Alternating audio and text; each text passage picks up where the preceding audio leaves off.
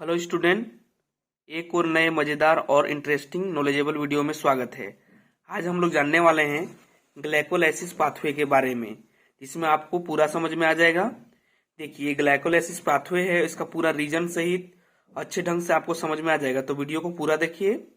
देखिए, ग्लाइकोलाइसिस को जानने से पहले, पाथवे को जानने से पहले कुछ बेसिक चीजों के बारे में जो है आप लोग को जानना बेहद जरूरी है। आखिर ग्लाइकोलाइसिस पाथवे जो है क्यों पढ़ा जा रहा है, क्यों ग्लाइकोलाइसिस पाथवे का महत्व है। तो आप लोग जानते हैं कि ग्लाइकोलाइसिस पाथवे से एटीपी जनरेट होता है, इसीलिए ग्लाइकोलाइसिस प्रक्रिया को जानना चाहिए और जो है अच्छे से समझना चाहिए। देखिए, कुछ बेसिक कॉन्सेप्ट जानते हैं उससे पहले, पाथवे को जानने से पहले। जैसे कि ये हम लोग का एलिमेंट्री कैनाल है, ठीक है। तो इस एलिमेंट्री कैनाल में हम लोग जो है फूड के रूप में, कार्बोहाइड्रेट के रूप में हम लोग कुछ खाना लेते हैं, ठीक है। देखिए, जैसे ये लड्डू है, ठीक है। तो इस लड्डू में क्या है या फिर इस खाने में क्या है, मान लो इस खाने में कार्बोहाइड्रेट है। क्या है? कार्बोहाइड्रेट, कार्बोहाइड्रेट, ठीक है। आप लोग जानते हैं ग्लूकोज से ही ग्लाइकोलाइसिस प्रक्रिया चलता है।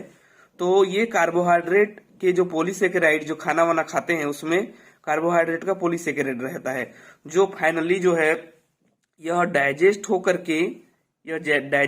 के इस एलिमेंट्री कैनाल के माध्यम से वह जो लड्डू है फाइनली कहाँ पहुंच जाता है? स्मॉल इंटेस्टाइन में, ठीक है।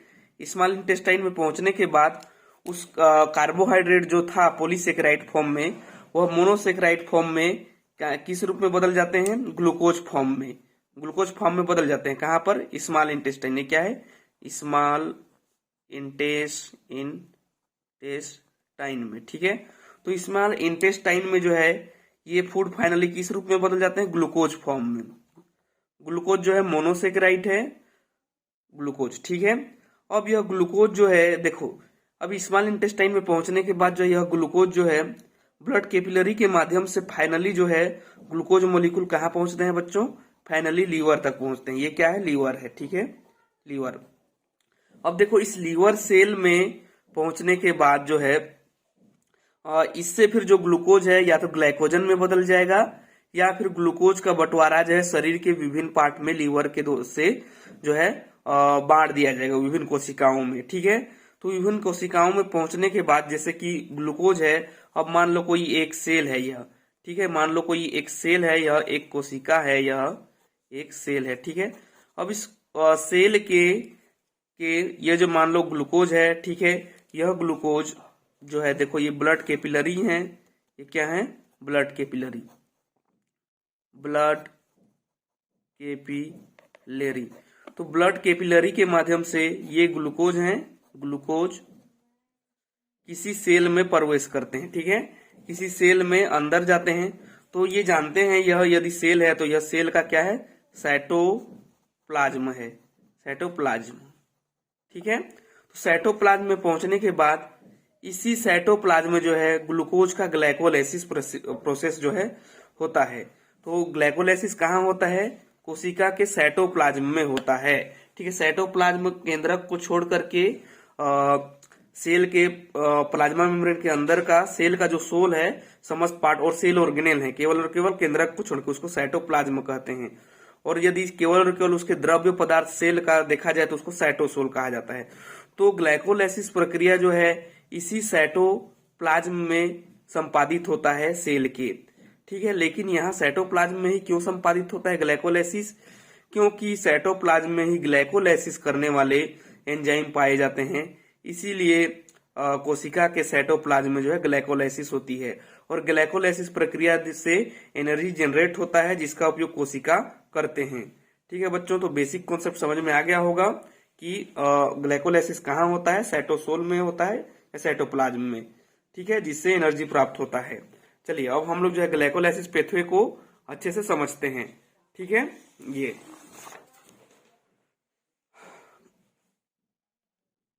देखिए, अब जो है सेल के साइटोप्लाज्म में जो है ग्लाइकोलाइसिस हो रहा है।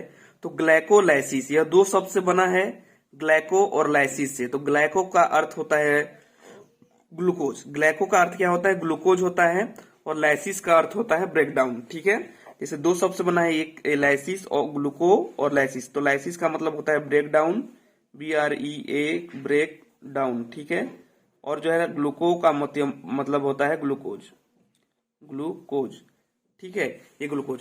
तो इस पेथवे में जो है ग्लूकोज का, इस पूरे पेथवे में जो भी है यहाँ, इस पूरे पेथवे में जो है ग्लूकोज का ब्रेकडाउन होता है। किसका ब्रेकडाउन होता है? ग्लूकोज का। और फाइनली जो है हमें जो है पायरुवेट के 2 मॉलिक्यूल मिलते हैं। तो इस पूरा कहानी को आपको समझना है अच्छे से, तो वीडियो को देखते जाइए, आपको पूरा समझ में आ जाएगा। और हाँ, इस जो ग्लाइकोलाइसिस पेथवे है इसका पीडीएफ भी आप लोग को जो है मिल जाएगा, ठीक है। लिंक मैं डिस्क्रिप्शन पे दे दूंगा, वहां से आप लोग जो है डाउनलोड कर लेना। तो देखिए, ग्लाइकोलाइसिस में ग्लूकोज 6 कार्बन वाला होता है, ठीक है। ये ग्लूकोज का केमिकल फॉर्मूला है, ठीक है, आप लोग को दिखाई दे रहा होगा। तो ग्लूकोज 6 कार्बन वाला यह हेक्सोकाइनेज एंजाइम की उपस्थिति में और मैग्नीशियम +2 आयन की उपस्थिति में यह जो है ग्लूकोज 6 फॉस्फेट में बदल जाता है। ग्लूकोज किस में बदल जाता है? ग्लूकोज 6 फॉस्फेट में बदल जाता है। लेकिन ग्लूकोज के पास 6 फॉस्फेट कैसे, ये नया टर्म आ गया। तो एटीपी, देखो एटीपी यहाँ यूज होता है एनर्जी, जैसे एटीपी मतलब क्या होता है? Adenosine triphosphate. तो यह बदल जाता है एडोनिसिन डाइफॉस्फेट में। एडोनिसिन ट्राइफॉस्फेट मतलब इसके पास 3 फॉस्फेट था, एडोनिसिन डाइफॉस्फेट मतलब इसके पास 2 फॉस्फेट है। तो इसके एटीपी के 1 फॉस्फेट को यह हेक्सोकाइनेज एंजाइम जो है ग्लूकोज को दे देता है, और ग्लूकोज के 6वें कार्बन पर जो है फॉस्फेट जुड़ जाता है। इसीलिए इसका नाम क्या पड़ जाता है? ग्लूकोज 6 फॉस्फेट, ठीक है। यहाँ देखिए ग्लूकोज 6, ये ग्लूकोज का डायग्राम है और ये ग्लूकोज 6 फॉस्फेट का है। तो देखो यहाँ पर ये 6वें नंबर के कार्बन में एक पी, ये फास्फोरस जुड़ गया है, तो इसका नाम क्या पड़ गया? ग्लूकोज 6 फॉस्फेट, ठीक है। ये Mg+2 जो है मेटाबॉलिक एक्टिविटी को अच्छे से करने में हेल्प करता है। अब देखिए ग्लूकोज 6 फॉस्फेट से फॉस्फोहेक्सो आइसोमेरेज जब एंजाइम काम करता है सेकेंड स्टेप में, तब फ्रक्टोज 6 फॉस्फेट में चेंज हो जाता है। ये देखो यहाँ इररिवर्सिबल प्रोसेस है, एक तीर चिन्ह है और यहाँ पर 2 है, ठीक है। मतलब फ्रक्टोज 6 फॉस्फेट से ग्लूकोज 6 फॉस्फेट में भी बदल सकता है और ग्लूकोज 6 फॉस्फेट से फ्रक्टोज 6 फॉस्फेट में भी बदल सकता है, क्योंकि यह फॉस्फोहेक्सो आइसोमेरेज एंजाइम काम करता है। आइसोमेरेज मतलब समान वाले। तो यहाँ देखो ये ग्लूकोज 6 फॉस्फेट का डायग्राम है और यह फ्रक्टोज 6 फॉस्फेट का डायग्राम है। तो इसके केवल और केवल स्ट्रक्चर में देखो, ये इस तरह के स्ट्रक्चर से इस तरह के स्ट्रक्चर में केवल चेंज होता है और 6वें नंबर में फास्फोरस रहता है, ठीक है। इसलिए यह ग्लूकोज 6 फॉस्फेट से फ्रक्टोज 6 फॉस्फेट में बदल जाता है फॉस्फोहेक्सो आइसोमेरेज एंजाइम की उपस्थिति में, ठीक है। अगला देखिए यह फ्रक्टोज 6 फॉस्फेट है। अब यहाँ फ्रक्टोकाइनेज 1 एंजाइम काम करता है, तो यह फ्रक्टोज 1,6,20 फॉस्फेट में कन्वर्ट हो जाता है। देखो 1,6,6 कार्बन के पास तो फॉस्फेट था और यहाँ पर पहले कार्बन के पास भी एक फॉस्फेट जुड़ जाता है। जैसे केमिकल फॉर्मूला में देखिए, यहाँ 6वें नंबर कार्बन के पास एक फास्फोरस है और यहाँ फ्रक्टोज 1,6,20 फॉस्फेट में देखेंगे तो यहाँ पर ये पहले नंबर में भी है एक फास्फोरस, इसीलिए 1 नाम पड़ा इसका, ये देखिए। और एक 6वें नंबर पे भी एक फास्फोरस जुड़ गया है, इसीलिए इसका नाम फ्रक्टोज 1,6,20 फॉस्फेट पड़ा। और यह देखो एडोनिसिन ट्राइफॉस्फेट है, मतलब 3 फॉस्फेट है एटीपी के पास, और जो एडोनिसिन डाइफॉस्फेट है मतलब इसके पास 2 फास्फोरस है। तो एक फास्फोरस जो एटीपी का, एक फास्फोरस को फ्रक्टोकाइनेज 1 एंजाइम जो है इसको दे देता है फ्रक्टोज 6 फॉस्फेट को, तो यह कन्वर्ट हो जाता है फ्रक्टोज 1,6,20 फॉस्फेट में कन्वर्ट हो जाता है, ठीक है बच्चों। यहाँ पर देखो एक फास्फोरस है, यहाँ 2 फास्फोरस, क्योंकि एटीपी का एक फास्फोरस इसके साथ जुड़ जाता है, ठीक है, पहले नंबर के कार्बन पर, ठीक है। अब देखिए अगला देखिए, ये भी इररिवर्सिबल प्रोसेस है, अनुत्क्रमणी प्रोसेस है, एक तीर का चिन्ह है, ठीक है। अब देखिए चौथे नंबर में क्या होता है? फ्रक्टोज 1,6,20 फॉस्फेट के पास एक एंजाइम काम करता है जिसका नाम है एल्डोलेज, ठीक है। और यह भी उत्क्रमणीय अभिक्रिया है, चेंज हो सकते हैं एक दूसरे में, ठीक है। तो एल्डोलेज एंजाइम जब काम करता है तो यह फ्रक्टोज 1,6,20 फॉस्फेट जो 6 कार्बन वाला मोलिकुल है, अब यह 3-3 कार्बन वाले 2 मोलिकुल में चेंज हो जाते हैं, ठीक है। किसमें? ये 6 कार्बन वाले हैं, अब 2 कार्बन वाले, जैसे कि ग्लिसरॉल डिहाइड 3 फॉस्फेट और डिहाइड्रोक्सी एसीटोन फॉस्फेट में कन्वर्ट हो जाते हैं।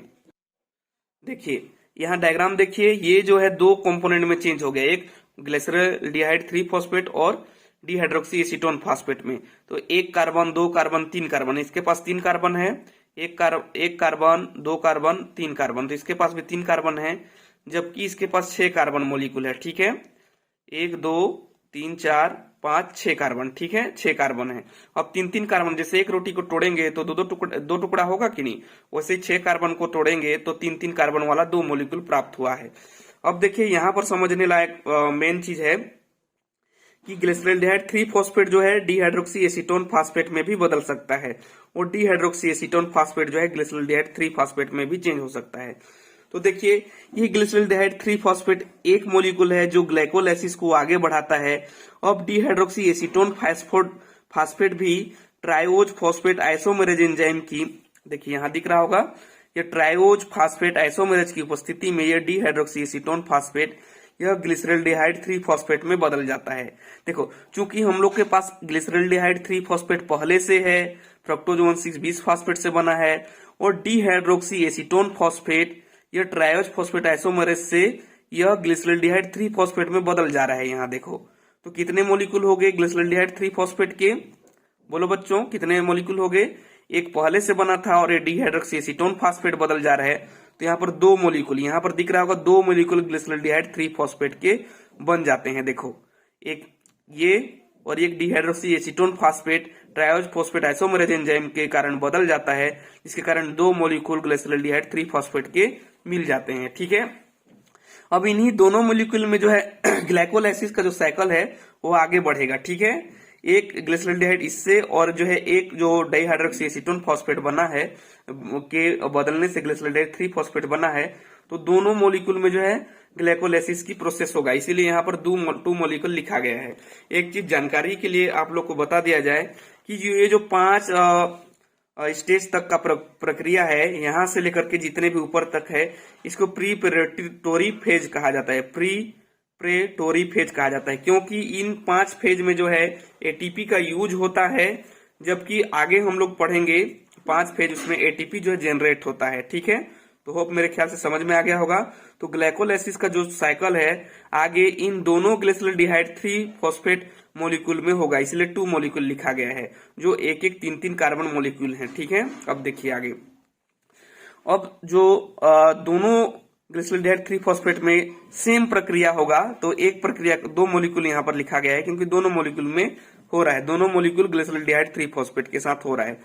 तब यहाँ क्या होगा बच्चों, देखिए कि ग्लिसरॉल्डिहाइड 3 फॉस्फेट डिहाइड्रोजिनेज एंजाइम जब काम करता है तो अब यह ग्लिसरॉल्डिहाइड जो है किसमें चेंज हो जाता है, देखिए 1,3-20 फॉस्फोग्लाइसरेट में कन्वर्ट हो जाता है, ठीक है। अब इस समय 2 इनऑर्गेनिक फॉस्फेट जो है यहाँ पर ऐड होते हैं, और यह NAD प्लस जो है यह कन्वर्ट हो जाता है 2NADH plus H plus 2NADH और जो है 2H प्लस में कन्वर्ट हो जाते हैं, ठीक है।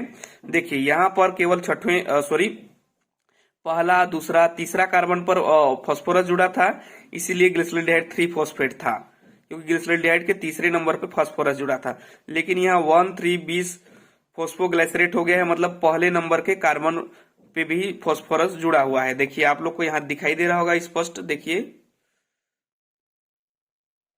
ये पहले नंबर पे फास्फोरस जुड़ गया है और तीसरे नंबर पे भी, तो इसका नाम क्या हो गया बच्चों, देखिए इसका नाम हो गया 1,3-20 फॉस्फोग्लाइसरेट, ठीक है। और एक फॉस्फेट मिला किस कहां से, ये तो यह 2 जो PI है इनऑर्गेनिक फॉस्फेट है, इससे एक जो है क्या मिला, फास्फोरस मिला, ठीक है। और 2NADH से भी ATP बनता है, यह ETS साइकिल में प्रवेश करता है। ये 2NADH ये कहां प्रवेश कर गया, ETS साइकिल में प्रोसेस करता है, जिससे एक NADH से जो है 2.5 ATP बनता है, मतलब 2NADH है तो 5 ATP बनेगा, ठीक है। अगला देखिए आप लोग जो है, ठीक है, देखिए 1,3-20 फॉस्फोग्लाइसरेट है। अब ग्लाइसरेट काइनेज एंजाइम जब काम करता है तब जो है 2 ADP से 2 ATP बनता है, ठीक है, क्योंकि यहाँ 2 मॉलिक्यूल के साथ साइकिल चल रहा है। तो देखिए 2 ADP जो है 2 ATP बनाते हैं, क्योंकि 2 साइकिल चल रहा है, एक ग्लिसरॉल्डिहाइड 3 फॉस्फेट का और इस वाले ग्लिसरॉल्डिहाइड 3 फॉस्फेट का, तो इसलिए 2 लिखा गया है यहाँ। 2 ADP जो है 2 ATP बनाते हैं।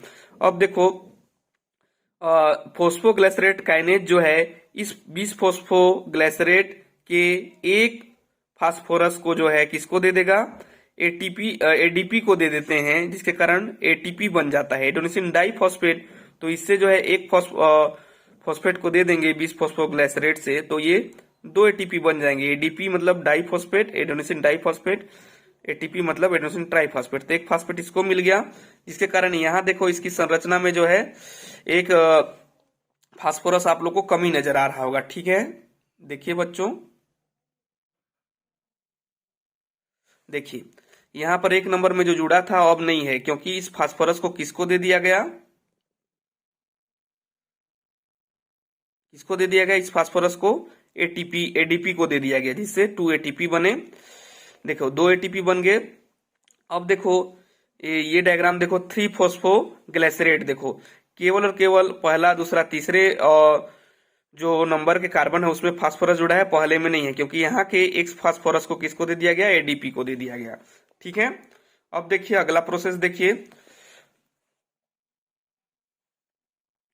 3 फॉस्फोग्लिसरेट के 2 मॉलिक्यूल जो है फॉस्फोग्लिसरेट म्यूटेज एंजाइम जब काम करता है, तब जो है यह म्यूटेज एंजाइम काम करता है, तब जो है यहाँ 2 फॉस्फोग्लिसरेट बनते हैं। क्या बनते हैं बच्चों, 2 फॉस्फोग्लिसरेट, जिससे का कारण जो है तीसरे नंबर का जो फास्फोरस जुड़ा था तीसरे नंबर के कार्बन में, अब इसको म्यूटेज एंजाइम, फॉस्फोग्लिसरेट म्यूटेज एंजाइम काम करते हैं, तो यह दूसरे नंबर के कार्बन पर जो है यह फास्फोरस जो है जुड़ जाता है, और जो OH समूह था, ठीक है, वह अब जो है तीसरे नंबर में जुड़ जाता है। ठीक है, पहला, दूसरा, तीसरे नंबर में जुड़ जाता है, और फास्फोरस जो है दूसरे नंबर में जुड़ जाता है।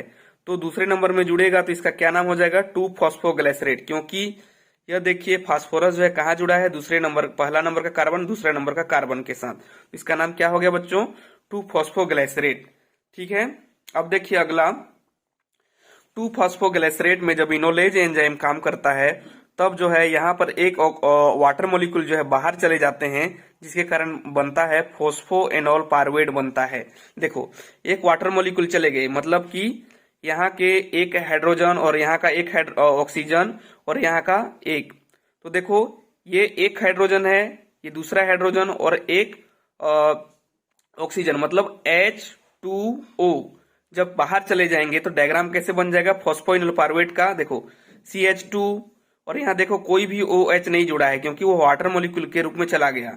ठीक है, और ये C बस अकेला है, जबकि यहाँ CH जुड़ा है, तो इसका जो एक हाइड्रोजन मॉलिक्यूल है वह H2O के फॉर्म में, यहाँ देखो H2O के फॉर्म में बाहर निकल गया, इसीलिए इसका डायग्राम इस टाइप के डायग्राम से, इस टाइप का डायग्राम जो है बन जाते हैं। देखो CH2, उसके बाद डबल बॉन्ड C, फिर माइनस, सॉरी ये बॉन्ड है C, उसके बाद देखो ये ऑक्सीजन और ये ऑक्सीजन, ठीक है, और ये फास्फोरस है जुड़ा हुआ है। देखो पहले जो है यहाँ पर यहाँ सिंगल बॉन्ड, यहाँ डबल बॉन्ड, इसको थोड़ा सा याद करना है आप लोगों को। ठीक है, अब देखो अगला, अगला जो फॉस्फोइनोल पारुवेट है 2 मॉलिक्यूल, वह जो है पारुवेट काइनेज और जो है K+ काम कर सकता है, या Mg+2 काम कर सकता है, या Mn मैग्नीज +2 काम करता है, मेटाबॉलिक एक्टिविटी के लिए है। तो पारुवेट काइनेज एंजाइम की उपस्थिति में फाइनली जो है यह किस में कन्वर्ट हो जाता है, पारुवेट में कन्वर्ट हो जाता है। किस में कन्वर्ट हो जाता है बच्चों, पारुवेट में काम कन्वर्ट हो जाता है। और यह पारुवेट काइनेज एंजाइम जो है एक फास्फोरस, इसके पास ये देखो एक फास्फोरस जुड़ा है, इस फॉस्फोएनोल पारुवेट के फास्फोरस को एडीपी को दे देता है, जिसके कारण 2 एटीपी में चेंज हो जाते हैं, एडीपी डाइफॉस्फेट ट्राइफॉस्फेट, क्योंकि एक फास्फेट मिल गया इसका फॉस्फोएनोल पारुवेट का। तो फाइनली जो है यह पारुवेट में कन्वर्ट हो जाते हैं। 2 मॉलिक्यूल है तो 2 मॉलिक्यूल पारुवेट मिल जाते हैं, एक फास्फोरस को एटीपी को दे दिया गया, सॉरी एडीपी को दे दिया गया, जिससे यह एटीपी में कन्वर्ट हो गया। तो इसका डायग्राम देखो CH2, फिर ये single bond C double bond O, फिर ये बॉन्ड बना करके C डबल बॉन्ड O और O-। ठीक है, इस प्रकार इसका केमिकल संरचना है समझने के लिए। और जो है ये पारुवेट फाइनली हम लोग को जो है मिल जाता है 2 मॉलिक्यूल। ठीक है, यही हम लोग का उद्देश्य था। देखिए इस प्रकार हम लोगों ने ग्लाइकोलाइसिस प्रक्रिया को शुरू से आखिरी तक समझा। ठीक है, जो ये लास्ट का ये 5 जो स्टेज हैं, इसको पे ऑफ फेज के नाम से जाना जाता है, क्योंकि इस फेज में जो है हम लोग को एटीपी मिलता है। ठीक है, एटीपी मिलता है, जबकि इससे ये पहले प्रीपरेटरी फेज में जो एटीपी यूज करना पड़ता था, जबकि इसमें पे ऑफ फेज कहा जाता है क्योंकि इसमें एटीपी मिलता है। ठीक है, इसका जो है पीडीएफ जो है मिल जाएगा